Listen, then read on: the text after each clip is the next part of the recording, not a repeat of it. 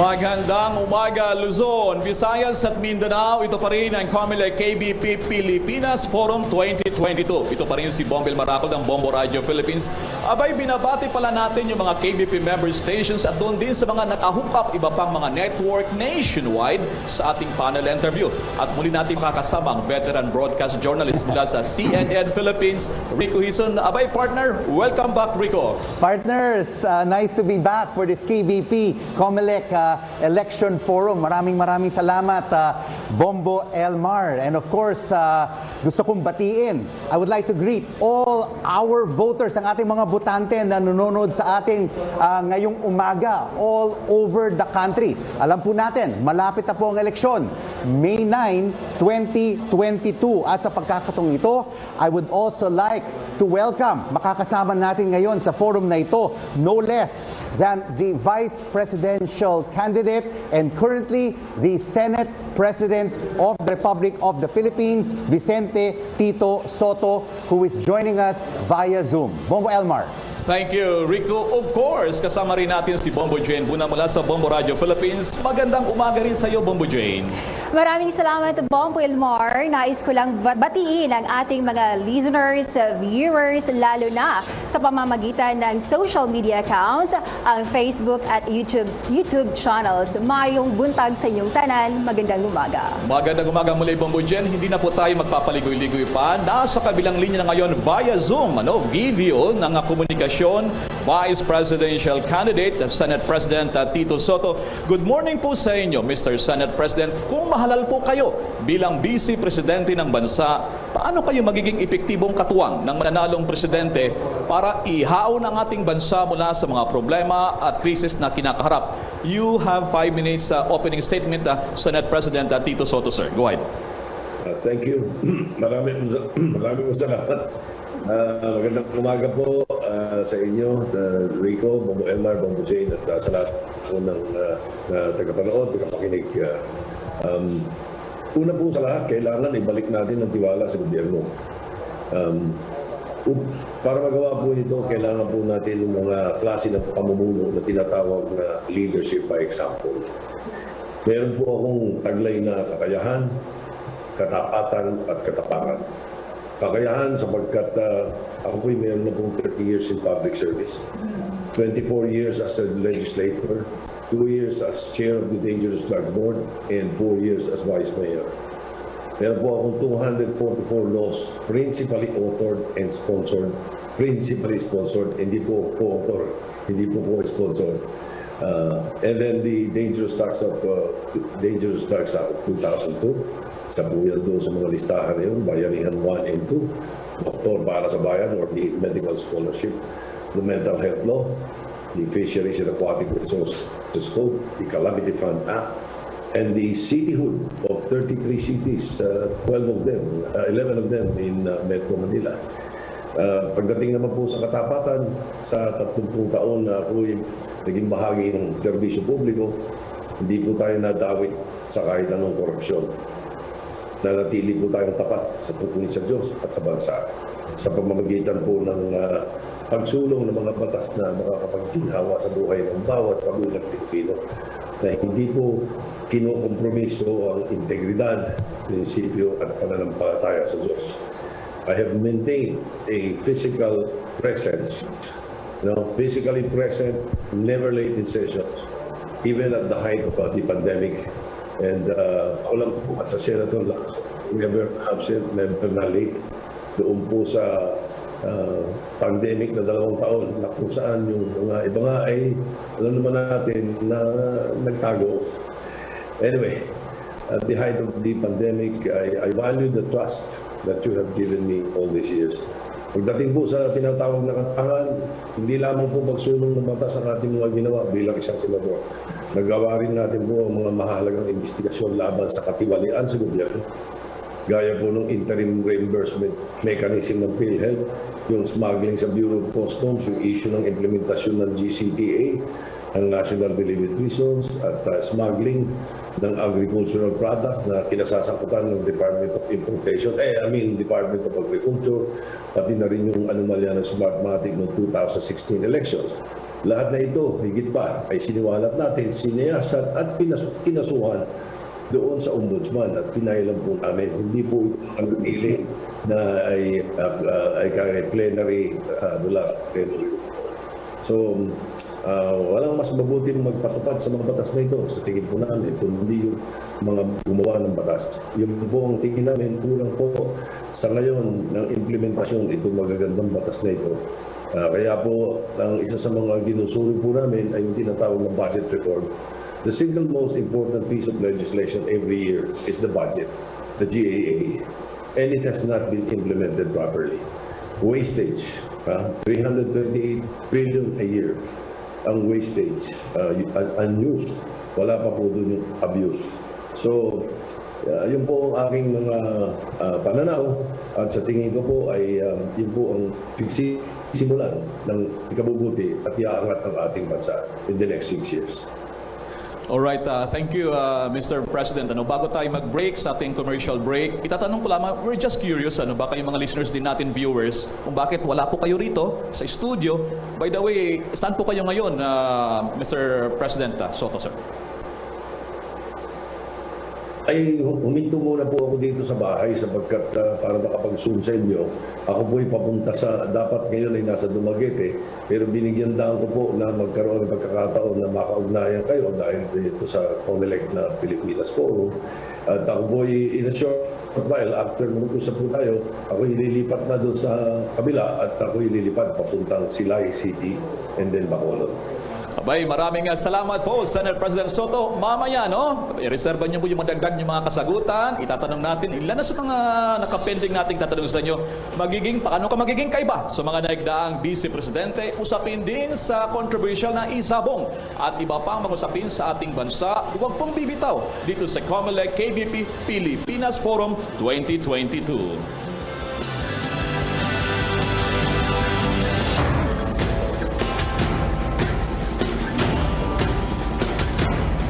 2022. Bago sa aming katanungan, narito ang ilang komentaryo ng mainit na pinag-usapan. Ilang mananaya to ha. Isabong, roll tape please VTR. Umaani ng samot-saring reaksyon ang naging hakbang ng Pangulong Rodrigo Duterte sa tuluyang pagpapahinto sa isabong operasyon kasunod ng mga problemang naungkat hinggil dito, kabilang ng pagkawala ng ilang sabungero. Para sa ilan, nanghihinayang sila sa kitang papasok pa sana sa kabanang bayan mula sa naturang mga aktibidad. Pero ayon naman sa ilan, mas mabuti nang ipatigil ang online sabong dahil dumarami ang nalululong sa pagsusugal.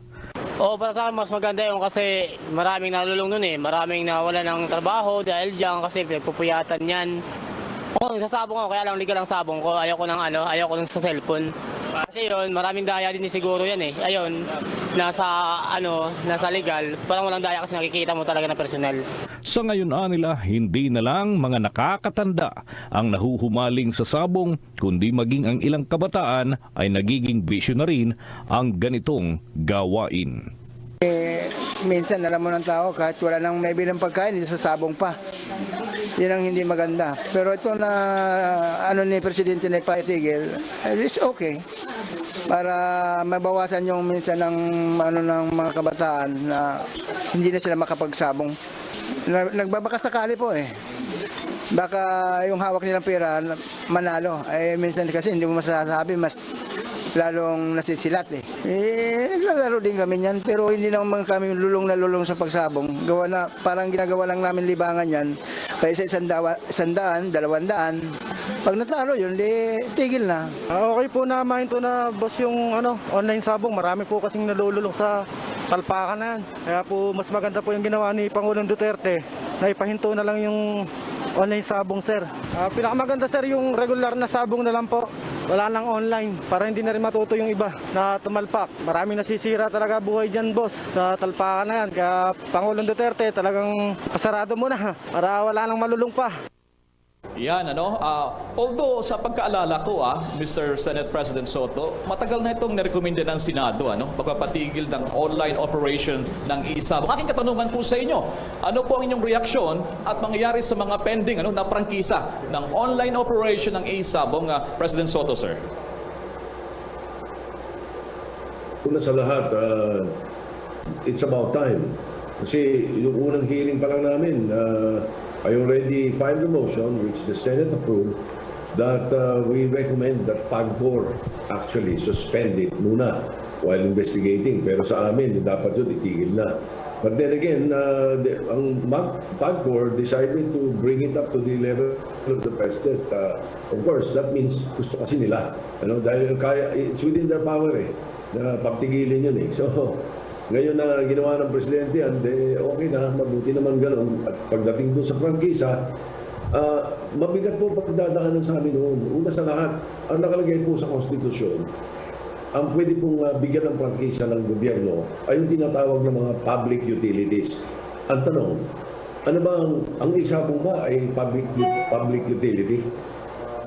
Palagay ko hindi kaya sagutin yun So, mahihirapan sa Senado yun. Ewan ko kung paano nakapasa sa House yun nang walang nagtanong ng tanong ko or tanong namin. So, mabuti na rin ganun sapagkat we have 6 days actually magiging National Canvassing Board pa kami.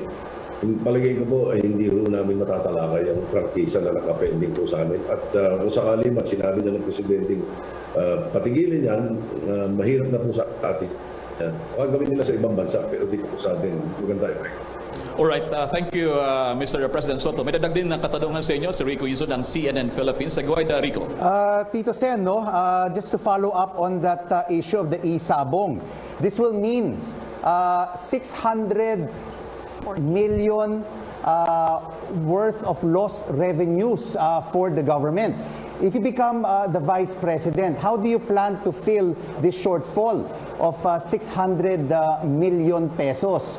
And ngayon, kailangan po rin natin ng pera para pagbayarin natin ang ating mga lalaking utang, more than 12 trillion pesos in debt to international and local borrowers. How will you be able to make up for the shortfall? What other revenue streams will you introduce if you're Vice President, together with the senators and congressmen, to be able to pay for our debts and for the other needs of the Filipino people?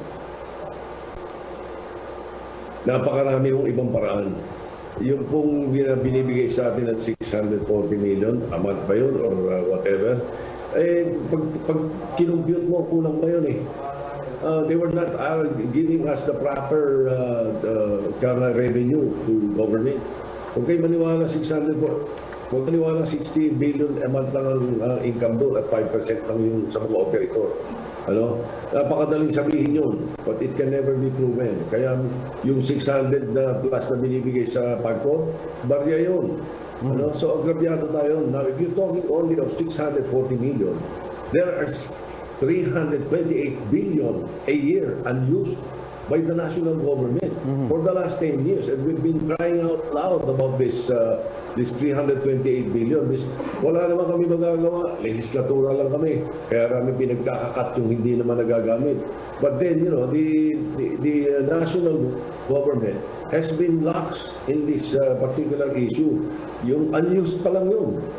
From 2010 to 2020, average yun. There was a time that it was about 450 billion. Barya po yung 640 million ng isabong compared dito sa unused by the national government. But if kami mag-i-implement ito, really, it will boil down and it will boil down to the upliftment of the poor in the country. Tamang gamit lang noong 328 billion na yun. Wala pa dun yung corruption. Matindi pa rin yung sa corruption. And definitely, it will be a better, it will be a good use. Yung 328 billion, unused pa lang yun, yung abused pa. Kaya po, pati yung utang, hindi tayo kailangan mangutang ng ganyan kalaki. Lumaki lang, na-bloat lang ng konti dahil doon sa pandemic, at hindi na rin pa rin tama.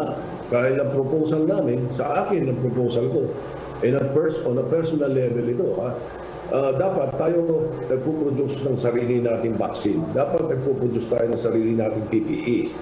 Yung mga syringes, mga condoms, kaya natin lahat yan. Ba't kailangan mag-import? Ba't kailangan bumili sa labas? Tapos mangungutang tayo pag bumili sa labas. Samantalang yung mga manufacturer dito, kaya. As shown by our investigation during the family investigation. So really, it's a matter of using the budget of government properly, preparing it properly. Iba pa yun, yung preparing it properly and using it properly. Hindi po tayo mababaon ng ganyan. 5 trillion lang ang iniwan ni Noy Aquino eh.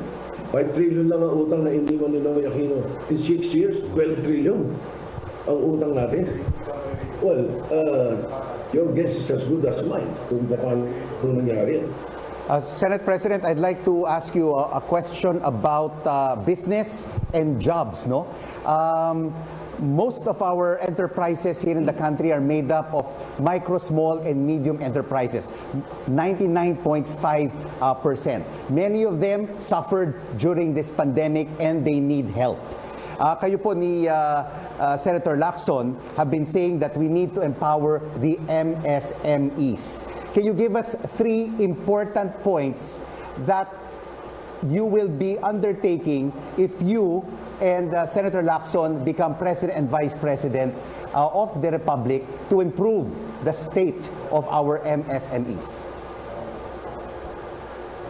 First of all, implementation of the laws. Proper implementation of the laws. We passed Train 1, tax reform for acceleration and inclusion. Yung MSMEs, niligtas natin, yung ibinaba natin. Pagdating ko sa trade law, binabari natin ang taxes nila. Binabawi natin yan sa pamamagitan ng rationalization of yung mga exemption, yung mga exempted, kaya natin nababawi din yun. But again, we were able to help the MSMEs. So number 1 is proper implementation of the laws that we have passed. Second, yung ease of doing business, corruption. Kailangan, we have to resolve the problem of corruption. Yun ang isa sa pinahihirapan eh. We have been continuous dialogue nationwide. Ang aming po hindi political rally, ang aming town hall meetings, and we always have a dialogue. O laging open forum kami. Ang ginagawa namin. And that is the feedback that we get. Ngayon, for let's say 2 or 3 answer to you, Rico, the best is our silver bullet. Ang silver bullet namin is BRAVE. B-R-A-V-E. Stands for Budget Reform Advocacy for Village Empowerment. Ang medyo mahabang explanation yan, but parang gist, yung BRAVE po namin, kailangan manggaling po sa baba kung ano pangangailangan sa barangay, including the help for the MSMEs. Aakyat po yan sa Barangay Development Council, aakyat po yan doon sa Municipal Development Council, doon sa District or Provincial Municipal Council, Development Council, bago umakyat doon sa NEP, the National Expenditure Program of Government that is submitted for the President's budget. Kung ang nangyayari ganun, kung anong kailangan sa baba, yun ang iaakit natin sa budget, mas andali ng solusyon eh. Itong nangyayari ngayon in all the previous administrations, especially this administration, ang nangyayari, bibigyan nila ng ceiling iba't ibang departamento. Hindi nila alam kung ano meron sa baba. There is a complete disconnect from the national government to the local governments. And not only that, we have developed the culture of mendicancy. Sapagkat ang nangyayari, itong mga barangay captain, mga mayor, mga governor, nangihingi eh. Every year, pagdating sa budget, nakapila doon sa amin, may dala mga envelope. Pinapasok ng mga project nila na dapat sana pangangailangan nila sa baba. Malaki, definitely, ang laki ng tulong niya sa mga MSMEs. Because if there is enough livelihood, if there is enough funding in the LGUs, hindi po magkakaganyan. And we have the solution for that.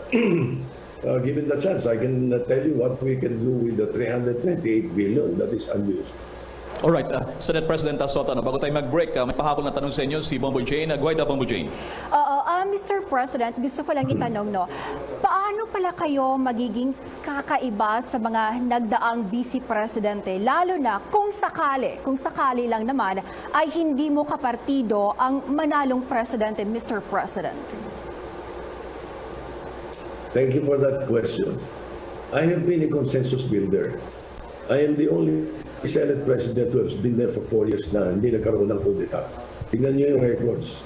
Laging merong hindi magandang attempt. Pero why? Because I'm a consensus builder. wala po akong inaaway doon eh. Lagi kong nilalagay sa lugar eh, whether you are the majority or minority. And as a matter of fact, all the presidential candidates now, the top 4 or top 5 presidential candidates now are all my friends. They know me. I know them. Perhaps I will be able to enhance the office of the Vice President by being a consensus builder. Imagine, try to build consensus with 23 different republics. If you can do that, the office of the Vice President is a cinch. So ano po ang inyong magiging diskarte, Mr. President, sakaling hindi susuportahan ng magiging Pangulo ng Bansa ang inyong mga programa? Magiging kritiko ka ba ng Pangulo kung ang manalo ay hindi mo kapartido, Mr. President? Ay hindi po, sapagkat una sa lahat siguradong yung presidente magugustuhan yung programa ko o programa namin na ibibigay sa kanya. Kung ayaw niya ron, sapagkat hindi galing sa kanila o hindi sasabihin ng mga pararap niya, meron sila ibang programa, I can do it on my own. Like for example, I can enhance the holistic approach on the problem of illegal drugs. I don't need any position to do that. But I can do it with the clout of the office of the Vice President. A common citizen would have difficulty doing it. But with the clout of the office of the Vice President, I will be able to do the holistic approach that I did before in Quezon City that brought down the drug cases from 54% to 9% when I left and went into the legislation to be able to enhance the Dangerous Drugs Act of 2002. Which I did. Kaya po, nailagay ko doon yung holistic approach on the problem of illegal drugs wherein there should be enforcement, prosecution to address the problem of supply reduction, and then prevention and rehabilitation to be able to address the problem of demand reduction or the strategy of demand reduction, which is not being done by this government or the previous governments. I can do it with or without a position. As long as I have the office of the Vice President clout, therefore, I will be able to do it nationwide. Alright, Senate President Sotto, maraming salamat po. At doon sa ating mga viewers, dagdag na patikim pa lamang yan. Kabilang pa sa ating tatalakayin ang masalimuot na issue pa rin ng party list system, pananaw ng Vice Presidential Aspirant at Senate President sa iba pang usapin sa pagpapatuloy ng COMELEC KBP PiliPinas Forum 2022.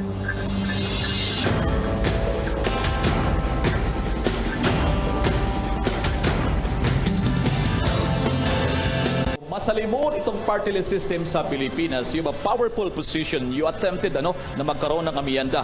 What if kung maging vice presidente po kayo, Senate President Sotto, isusulong niyo po ba na mamyandahan ang party list system? And by the way, please briefly with your concise answer, Senate President, medyo ginagol po tayo sa oras. Go ahead po, Senate President Sotto, sir. Well, una sa lahat ako po yung co-author ng Party List System Act binago nila Yun naman po talaga ang interpretasyon, I mean. At talagang sila nilagay namin doon. Si Senator Roco ang sponsor noon, ako co-sponsor Ako vice chairman niya ng electoral reforms Doon na sinabi namin, yung ang marginalized lang talaga, labor, peasants, yung urban poor, indigenous cultural communities, women, youth, seniors, yun lang talaga nilagay namin pagkatapos may nagpetisyon sa COMELEC, ang COMELEC kung sino-sino pinayagan. O pagkatapos may nagpetisyon sa Supreme Court, pagdating sa Supreme Court, lalo lumawak. So my bill, pending nito, I'm sure there are many senators na malakas naman ang pagkikipagkaibigan ko at impluwensya ko, and they believe in the bill that I have filed, Senate Bill 1989, amending Party List System Act. That through the years, the party list system has been abused So dapat ito, ilagay lang sa tama. Hindi natin sinasabing alisin. Ilagay lang doon sa naaayon sa Constitution. Yung akin. Okay, ang maging partner si Bombo Jen, your additional question to Senate President Sotto. Go ahead. Mr. President, alam po namin na pabor kayo sa ideya na ibalik ang face-to-face classes. Kung sakali kayo ay magiging vice presidente, paano po ninyo kukumbinsihin ang marami pang mga magulang na hindi pa rin pinapayagan ang kanilang mga anak sa face-to-face classes? Naging big challenge ngayon ng DepEd. 5% lang kasi ng mga private class ang gustong bumalik sa face-to-face classes, Mr. President. una sa lahat, kailangan ipaalala sa kanila. Baka sa pattern na yung educational edukasyon ng kanilang mga anak. Pangalawa, alert level 1 na eh. No, dapat nang sundin mabuti ang mga health protocols doon sa, for example, sa bawat eskwelahan, may mga health protocols na sinusunod. Huwag silang matakot. Kasi pagka gano'n talagang mahihirapan tayo. Pag ang mga magulang mismo, I will go out of my way to try to convince them. Sinasabi ko nga sa inyo, di ba, kami nga nakapasok ako araw-araw, nakapaligid ng COVID-19 basta sundin mo lahat yung health protocols. Because I was thinking na kapag hindi ko ginawa yun, sino gagawa? Yung mga ibang kasama namin, lalo na yung mga ibang katunggali namin ngayon, ngayon lumalabas na. Pwede pala lumabas magkampanya. Bakit ayaw mo pumasok ng 2 taon sa Senado? May health protocols naman. Hindi ba? So, dapat kumbinsihin natin na ating mga magulang na baka mag-suffer ang edukasyon nila sa puro through the internet lamang. Pabor po ba kayo? Oo. Sa mga eskwela. Pati yung rapport sa mga eskwela. Yung social exercise. Okay. Mr. President, pabor po ba kayo sa plano ng pamahalaan na mag-aalok ng mga bakuna laban sa COVID-19 sa mga basic education schools? I'm sorry, I didn't get that well, Bobojin. Mag-aalok ng mga bakuna. Pabor ba ako sa... mag-aalok ng mga bakuna laban sa COVID-19 sa mga basic education schools po, Mr. President. Kung inaalok, okay lang. Ako payag doon sa ngayon. Kung mandatory, teka muna, debatable yan. Maraming kukontra dyan. Although ako, bakunado at pabor ako at kinukumbinsi ko yung iba ng pabakuna. But then again, pag sinabi mong mandatory, ibang usapan yun. Medyo mahaba-habang debate yan. Senator Sotto, marami tayong issue kailangan pag-usapan. And another hot button issue right now is this SOGI bill, or the Sexual Orientation and Gender Identity or Expression Equality Bill. You were against it in the upper chamber. At sinabi ninyo, it has a bleak future. Isn't it time for the country to recognize, Senator Sotto, the LGBTQ plus community and protect them? Yes, I have no problem with the LGBT plus community. I am willing to approve the anti-discrimination bill if it addresses them. But the problem with the SOGI bill that was filed in the Senate, it violates freedom of religion and academic freedom. Yun ang pinagdidibatihan namin. And then of course, there were others who were saying it's a class legislation. Alisin yung freedom of religion na nakakasama. Alisin yung provision na tatamaan yung academic freedom. Leave freedom of religion alone, leave academic freedom alone, and answer the issue of class legislation. I will vote for the SOGI bill. Ganun yung kasimple yun parang yung RS bill yan akala nila totally I was against reproductive health. No, I was against smuggling in abortion. The bill was smuggling in abortion during that time. And also population control, at saka yung pagbili ng mga abortifacients. Yun ang kinag-question namin doon. Okay. So Senator Sotto, there need to be some revisions in the SOGI bill. If you become Vice President and Senator Ping Lacson becomes President, are you open to having a member of the LGBTQ plus community in your cabinet? Of course. I have many LGBT friends. As a matter of fact, I have many LGBT supporters. Kahapon pa lang, I received an endorsement from a big group of LGBT youth. And then you can ask the LGBTs not only in Metro Manila but also in Iloilo and Bacolod. I have groups there from the LGBT plus that are supporting my candidacy. Of course, sa Itbulaga pa lang ang dami naming LGBT rin, puro kaibigan ko lahat yun. They are very supportive. Alright. Abangan ang katindi natin sa kanya mga issues sa mga surveys. Dapat bang i-regulate yung online content sa social media at iba pang napapanong mga paksa dito pa rin sa COMELEC KBP PiliPinas Forum 2022.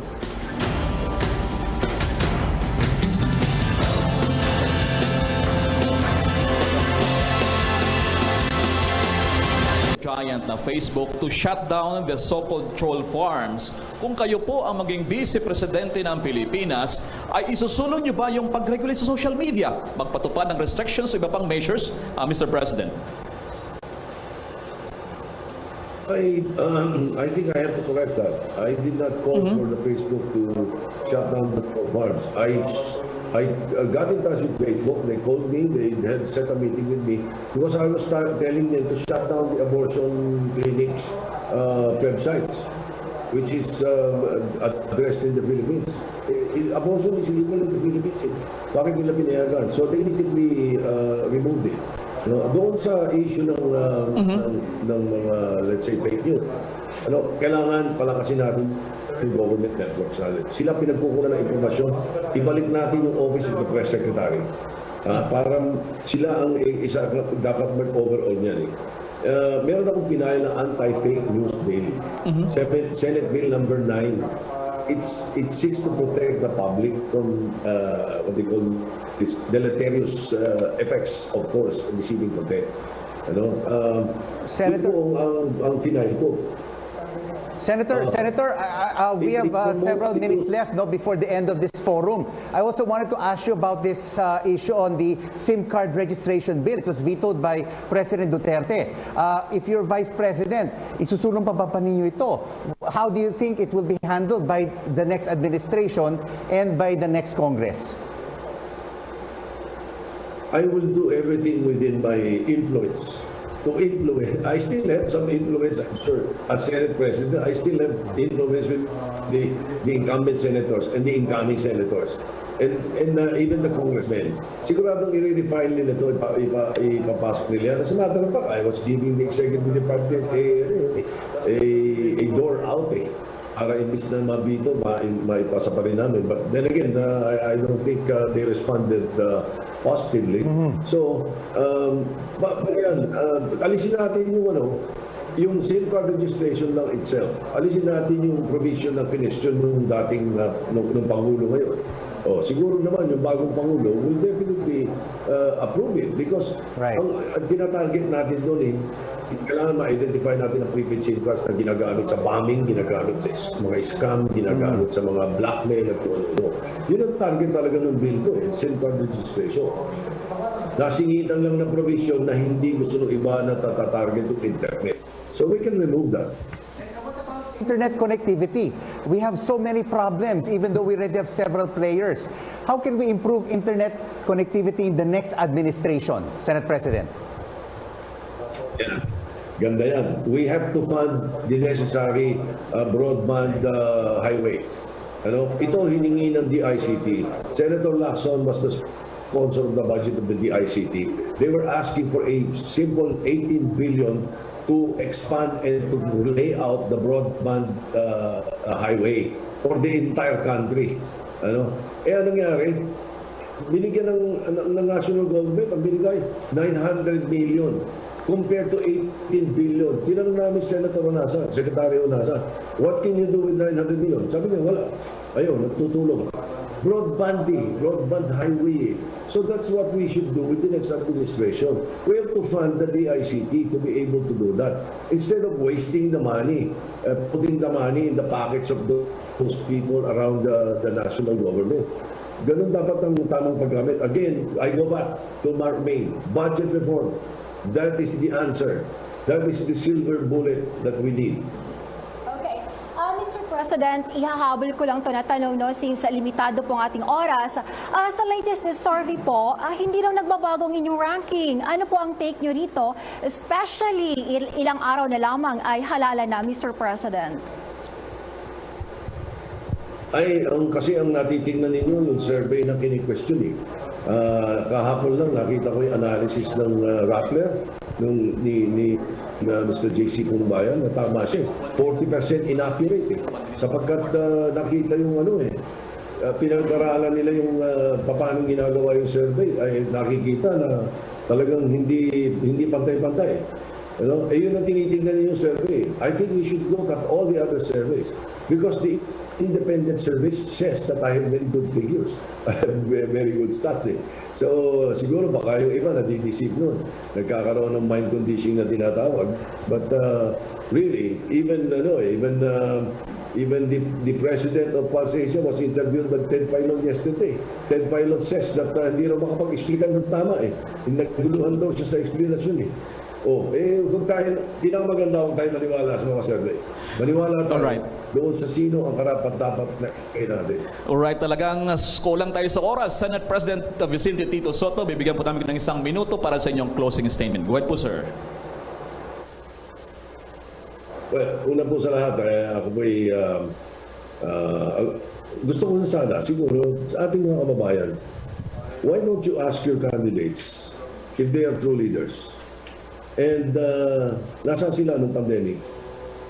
Kung pare-pareho na lang kami ng platform, yung mga platform programa nga namin, ginagaya ng iba Pero ang tanong na lang natin dito, sino naninindigan sa inyo? Sino gumigit na sa panganib pagtagilid? Yun ang kailangan nating true leaders I will not be, hindi ako makakapa if I get into the office, if they vote for me as Vice President.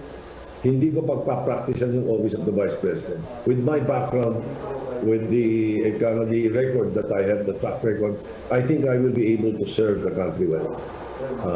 Let my record speak for itself.